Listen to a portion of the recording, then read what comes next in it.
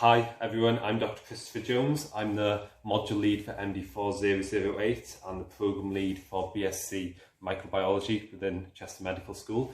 This is the first of two videos that I'm going to be posting on the MD4008 module space, and the purpose of these videos is to help you gain an understanding of the practical side of microbiology. So what we're going to do is look at some of the different equipment that's used, look at how we use that equipment. We're going to think about aseptic technique, and particularly in the second video we're going to look at some of the very specific protocols that we can follow in the lab, so some of the specific things that we can do in the lab using this equipment and following these techniques. First of all, you'll notice that I'm wearing my lab coat and I'm also wearing my gloves. Hugely important part of microbiology.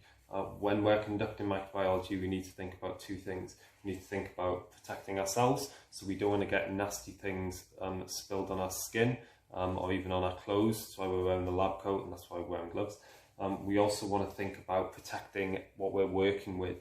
So a lot of the times in microbiology, you're trying to isolate something. So you're taking, for example, a patient sample, and you're trying to see what grows out of that patient sample, see if there's any bacteria present in that patient sample. What you don't want is bacteria from the environment contaminating that sample. So these are the two reasons why it's really, really important that we firstly wear gloves and wear lab coats, and then secondly we adhere to something called aseptic technique. And what I'm going to do now is introduce you to aseptic technique. So on the lab in front of me, you'll see I have three things: this Bunsen burner, this Petri dish, and this a wire loop that we're going to think about in a second. First off, the Bunsen burner. Why do we have a Bunsen burner? Why do we use a Bunsen burner in microbiology? Well, it all comes down to this idea of aseptic technique. The idea that we don't want to contaminate our sample. We don't want to contaminate what we're looking at. We don't want microorganisms from the environment coming into our sample, messing up our results. And a Bunsen burner can help us to ensure that contamination doesn't happen. I don't have it switched on now because we only want to put the Bunsen burner on when we're actually using it, but I can still explain the principle. So when we have the Bunsen burner switched on, so we have the gas coming through and then we have the flame here. What we're essentially doing is creating a sterile environment here. So the flame is going to kill any bacteria in this local environment. It's also going to create a heat current that is preventing any bacteria around here kind of dropping onto the surface. So it's going to prevent contamination by creating a zone where we don't have any bacteria or other microorganisms that could get into our specimen and that could grow. Here we have a Petri dish, which is another really important piece of microbiological equipment.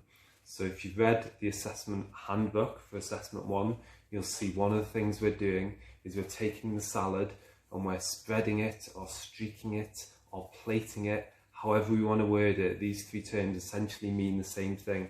They mean we're taking a Petri dish and we're spreading the sample over the surface, and that means any microorganisms that are present in the sample will grow, and then we'll be able to observe them grow. You'll notice this Petri dish is blank, it's empty, it's missing something very, very important, which is agar.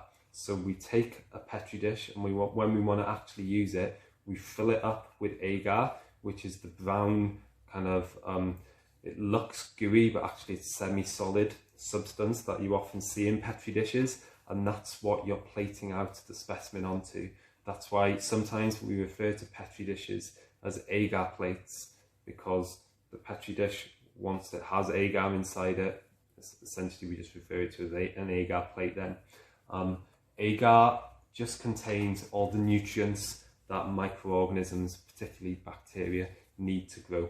So a big part of the experiment that underpins assessment 1 is taking agar plates, so Petri dishes with agar, and spreading the specimen on top, spreading the salad sample on top, and then seeing what grows. Now, as always with microbiology, when we're doing this, we want to be thinking about the idea of aseptic technique again. We want to be thinking about making sure we're not letting any microorganisms from the environment enter into our agar plate, because we don't want those growing on the agar. We only want microorganisms present in the sample growing on the agar. One way we do that is to make sure we keep the agar plate close to the Bunsen burner. So we're keeping it within this zone in which we're killing any microorganisms that could contaminate the agar plate. Another thing we want to do is make sure whenever we're taking the lid off, and we do need to take the lid off when we're spreading our sample on it, right? So we have our salad sample that we've prepared. We actually need to spread that sample on top of the agar, and to do that we need to lift the lid up. When we're doing this, again, we want to lift the lid up so we're facing the Bunsen burner. So we're minimizing the exposure of the plate to the environment. We don't want to do that. We don't want to do that. We don't even want to do that. What we want to do is just tilt the lid up just so we can get the sample in, spread it, and then close it again like that. Nice and simple, reducing the likelihood of microorganisms from the environment entering into the plate.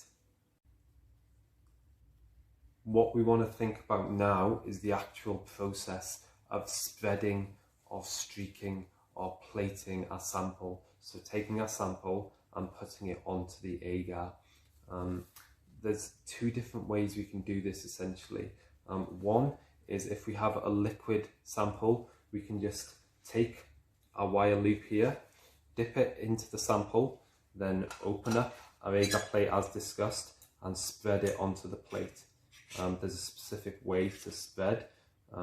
That's covered in the Learning Science tutorial on the module space, but fundamentally what we're doing is taking the wire loop, this is called a wire loop, sorry, I didn't say that, wire loop, putting it into the sample, then transferring that onto the agar, then we're putting this into the incubator where it can grow. We want to label it first, so write our name on it, write the date on it, things like that, and then we're just putting it in the incubator, and the incubator is just an environment in which the microorganisms can grow. Another way we can do this is to take the liquid sample, we pipette it up, just using a normal pipette like this. So we take the sample, pipette it onto the agar plate, then we use this, which is just a spreader, to spread the sample around. It doesn't really matter, it depends on the specifics of the experiment and things like that, but fundamentally the outcome is the same. What we want to look at ends up spread on the agar plate, then we end up labeling the plate. As you'll know from the tutorial on the module space, it's important you label the bottom, not the top, so don't label the lid. The reason is the lid can come off. The agar is in the bottom part here, so we fill this with agar. If the lid comes off, then you don't know what's going on this agar, right? If you have the bottom labelled, then it doesn't matter if the lid comes off, at least you know what's on the plate. And then again, once this is all sorted, you put it in the incubator, and then in the incubator you leave it for either 1 day or 2 days or 3 days, and that will give any microorganisms present the opportunity to grow. And again, as we said, aseptic technique is always really, really important. We don't want any environmental microorganisms making their way onto this plate. When we're taking the lid on and off, we're just doing that. Okay, we're just doing a little open like that. We're not doing that. We're not putting it over there. We're just opening it a little bit. When we're using the wire loop as well, and this is really important, we do something called flaming the loop. So before you put the loop into the sample, so before you collect the sample on the loop so you can spread it on the plate, you do what we call, you flame it. So you pass it through the flame. Sometimes you'll dip it in alcohol first. So dip it in alcohol, then flame it, just because it makes the process more effective. But the principle is you're killing any microorganisms on the wire loop with the heat. So you flame it, let it cool down for a second, then you put it in the sample, then you spread it, then the lid goes straight back on, then you flame the loop again just to kill any leftover microorganisms from the sample. Then you get rid of that. Then you label the bottom, and then this goes in the incubator. The spreader, you can flame a spreader if you're using a glass spreader, but these plastic spreaders, you don't want to flame them because it's plastic. Plastic melts in the fire. So what you want to do is just use a brand new spreader each time. So these come in little plastic bags. They're pretty cheap. So this one, for example, is useless now because I've been waving it about. So if I did actually want to spread something, I'd get a plastic bag of spreaders. I'd pull it out of the sterile bag just before I used it, and then I'd spread the sample like that. Then I'd get rid of it, throw it away, and then label the plate and put this in the incubator. Now, the other thing we need to talk about that's really, really important is health and safety. So the flame here is obviously dangerous. It's an open flame, right? We need to be really, really careful around it. What we don't want to be doing is reaching over the flame like that. We definitely don't want to be leaning over the flame, having our hair going in the flame, having flame anywhere near our body. Super, super dangerous. Definitely don't want to be at risk of doing anything like that. We want to be really wary of the fact there's an open flame. Again, most of it is just being aware that the flame is there and being aware that it's dangerous, and just being really thoughtful about how we behave around it. Another element of aseptic technique is just about how we interact with the materials on the bench, how we move our hands. This is the point of focus, the agar plate. We don't want microorganisms entering onto this agar plate from the environment, remember.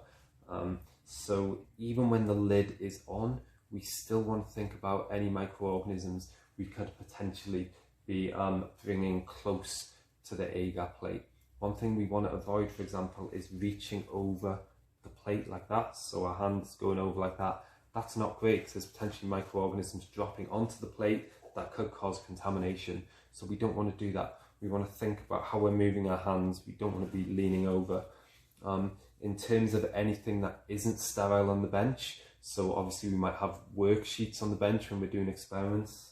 We want to make sure they're far away. So we want this nice space here where there's no non-microbiological equipment. There's nothing there that doesn't need to be there. We want to avoid clutter. And again, this is all part of avoiding contamination. The bench itself should be clean. So as you're setting everything up, whenever a microbiology experiment is starting, everything needs to be wiped down. The bench needs to be wiped down with ethanol or IMS, or just something that's going to sterilize the environment. And again, this comes down to making sure there's no contamination. Okay, thank you everyone. I hope you found the video useful. Again, an introduction to some of the key principles underpinning microbiological laboratory work, and also an introduction to some of the equipment we use in microbiology lab work as well. The second video will go a bit further and will show you some of the techniques that I've actually kind of been talking about today. So I've been acting them out a little bit today to show you the equipment, show you the principles, and what I'm going to do in the next video is actually conduct some of those techniques, and I think that should be useful too. Okay, thank you.